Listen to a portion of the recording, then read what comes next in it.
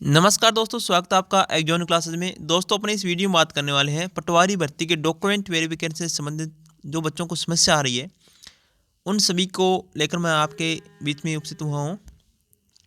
इसमें देखिएगा, कॉमन समस्या सभी को आ रही है, सभी की कमेंट्स भी आ रहे थे।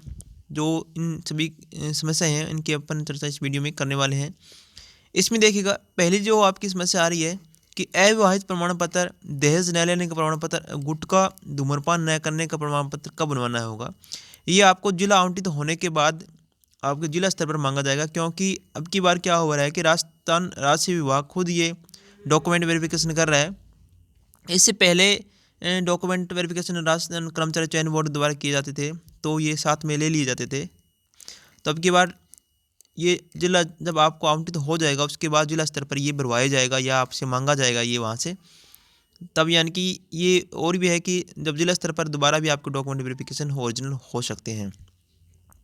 इसमें देखिएगा कि प्रपत्र 3 है, किन किन विद्यार्थियों को भरना है। तो प्रपत्र 3 है, जो जब उसने फॉर्म अप्लाई किया था और उसकी ग्रेजुएशन चल रही थी या RSIT चल रहा था, तो उन विद्यार्थियों के प्रपत्र 3 भरना है। वहाँ से इसमें कॉलेज की मोहर लगाकर लानी होगी, जो इसमें दिया गया है करना होगा। क्योंकि प्रपत्र ये फॉर्म जो अप्लाई हुए थे 2019 के अंदर हुए थे, उसके बाद 2020 के अंदर भी खुले थे। अगर सपोज करो आपने 2019 में फॉर्म भरा था तो आपकी ग्रेजुएशन चल रही थी और 2020 में आपकी कंप्लीट हो गई है, तो आपको इसमें भराने की कोई आवश्यकता नहीं है। और 2000 जब फॉर्म लास्ट फॉर्म जो भरने स्टार्ट हुए थे उससे तक अगर कंप्लीट नहीं थी तो आपको भरना होगा ये प्रपत्र 3। नेक्स्ट देखिएगा, नेक्स्ट है कि OBC SC/ST के लिए जो जाति प्रमाण पत्र है वो कितना पुराना होना चाहिए। इसमें देखिएगा स्पष्ट रूप से जो आपकी डॉक्यूमेंट वेरिफिकेशन की लिस्ट है तो उसमें कहा हुआ है कि OBC के लिए अगर 3 वर्ष पुराना है, लगभग आपका ये 2022 चल रहा था, 2019 20 21 यानी कि 2020 से लेकर 2022 तक अब तक का अगर 3 साल नहीं हो गए हैं आपके, तो आपका OBC प्रमाण पत्र चल सकता है। अगर 2 OBC के प्रमाण पत्र के यानी कि 3 साल से अधिक हो गया तो आपको नया बनवाना होगा। यदि आप किसी कंडीशन में अगर नया नहीं बनवा सकते, तो कई बार ये सब होता है कि नया नहीं बन पा रहा है, तो आप इसमें शपथ पत्र लगा सकते हो। शपथ पत्र के द्वारा इस पर कुछ वैलिडिटी और भी बढ़ जाती है इसकी। तो इस प्रकार आप कर सकते हो। तो मेरी माने तो आप नया बनवा लीजिए, कोई दिक्कत वाली बात नहीं है। अगर आपने फॉर्म जब अप्लाई किया था तब का बना हुआ है तो वो भी आपका चल सकता है। और SC/ST वालों के लिए कोई इसमें नहीं है कि कितना पुराना होना चाहिए। एमबीसी के लिए भी ये 3 साल के लिए है कि 1 साल लगभग, वैसे तो ये 1 साल से पुराना मांगा जाता है, परंतु अभी कह रखा है कि 3 साल अगर पुराना हो तो चल सकता, कोई दिक्कत वाली बात नहीं है।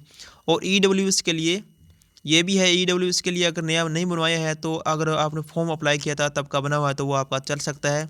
अगर ज़्यादा से ज़्यादा इसमें शपथ पत्र लग जाएगा, इसकी वैलिडिटी 1-2 साल और बढ़ जाएगी। और अगर इन सभी कैटेगरी का नया बन रहा है तो नया बनवा लीजिए, अगर नहीं बन रहा तो कोई दिक्कत वाली बात नहीं है, आप उसी कैटेगरी में चुने जाओगे।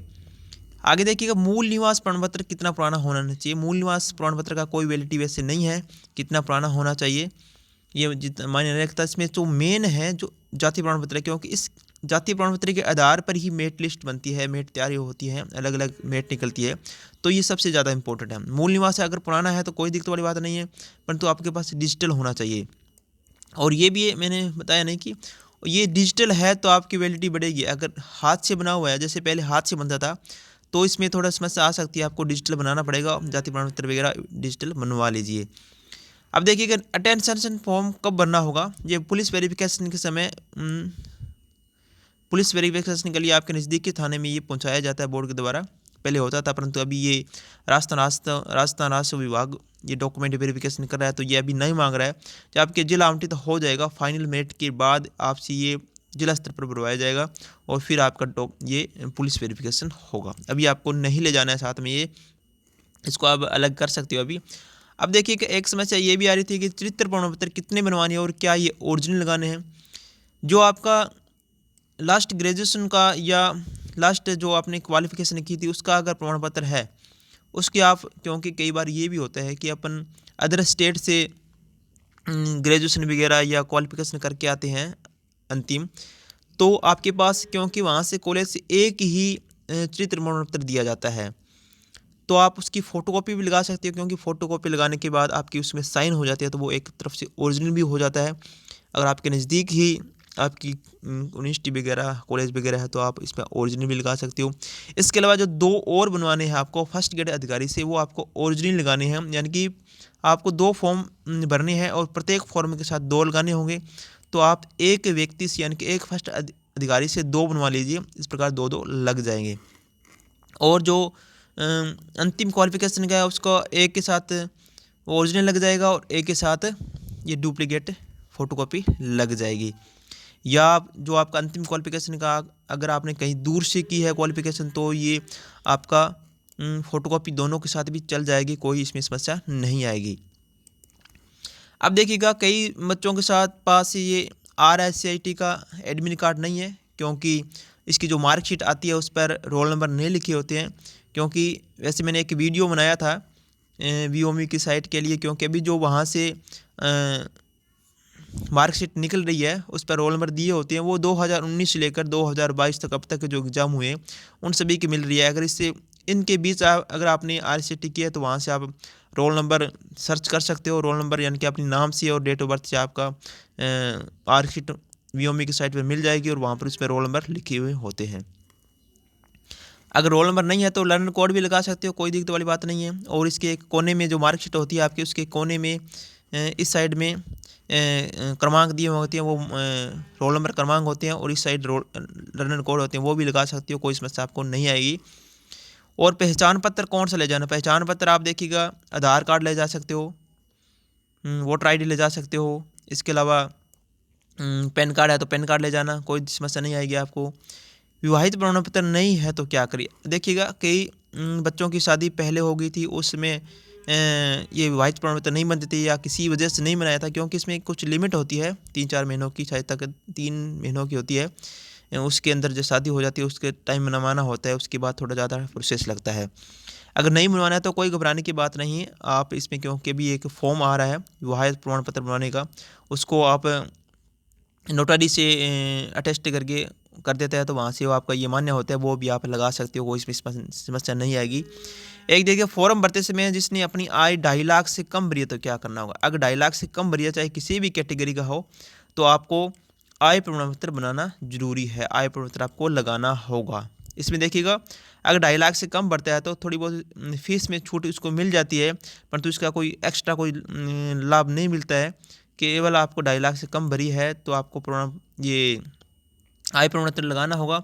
अगर मान लीजिए आपने गलती से भर दिया, अगर आपकी आय 2.5 लाख से है, अब आपका ये आय प्रमाण पत्र नहीं बन रहा है, तो आप पता लगा सकते हो कि ये गलती हो गई है, मेरा आय प्रमाण पत्र नहीं बन रहा है, तो ये भी आपका चल जाएगा, कोई समस्या नहीं आएगी। नेक्स्ट देखिएगा क्लास 10th और 12 की उपाधि प्रमाण पत्र में क्या लगाएं। देखिएगा 2010-11 के पहले तो मार्कशीट और उपाधि प्रमाण पत्र अलग अलग आता था, उसके बाद से एक ही मार्कशीट के अंदर आने लगे वो जो वहाँ पर कॉलम है मार्कशीट का और उपाधि प्रमाण पत्र का, उसमें आप दोनों में सेम ही चीज़ भरोगे, दोनों में इसमें सेम भर देना 12वीं और 10वीं के।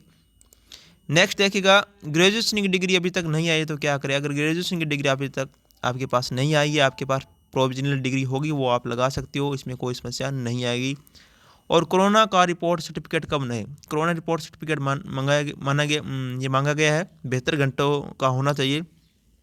जैसे कि आपका या मान लीजिए कि 27 तारीख का डॉक्यूमेंट वेरिफिकेशन है आपका, तो आपको लगभग ये 25 तारीख को बना लेना चाहिए, क्योंकि इसमें 72 घंटे हो जाते हैं। 72 घंटों पुराना नहीं होना चाहिए, ये कह रहा है कि 75 घंटों से पुराना नहीं होना चाहिए, 72 घंटों के अंदर अंदर होना चाहिए।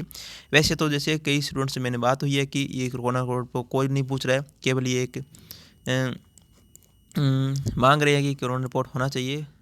कोई दिक्कत वाली बात नहीं, समस्या नहीं आएगी आपको इसमें, आप बनवा लेना, एक दिन पुराना हो गए तो चल जाएगा, केवल आपको बनवाना है। अब देखिएगा पोस्टल ऑर्डर 100 का नहीं मिल रहा तो क्या करें? अगर पोस्टल ऑर्डर आपको 100 रुपये का नहीं मिल रहा है तो 50-50 के आप 2 लगा सकते हैं। अगर 50 का भी नहीं मिल रहा है तो 25-25 के आप 4 लगा दीजिए, कोई इसमें समस्या नहीं आएगी। पहले भी कई उन्होंने डॉक्यूमेंट वेरिफिकेशन करवाई है तो उनको नहीं मिले थे, 100 रुपये का नहीं मिला था, उन्होंने 50-50 लगाए थे, और 50-50 का नहीं मिला तो 25-25 लगाए थे।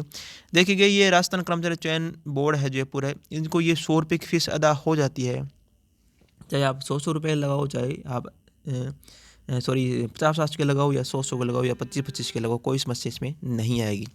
इसके अलावा भी आपकी अगर कोई समस्या है तो आप कमेंट बॉक्स में कमेंट जरूर कीजिएगा। ये कुछ कॉमन समस्या थी, जैसे कि कमेंट आपके द्वारा जो मेरे यूट्यूब चैनल पर प्राप्त हुए थे, तो वहाँ से मैंने ये कॉमन समस्या उठाई है और इस प्रकार की समस्या थी। और इसके अलावा ये अगर आपको किसी भी प्रकार की समस्या आ रही है तो कमेंट बॉक्स में कमेंट जरूर करना है। धन्यवाद दोस्तों।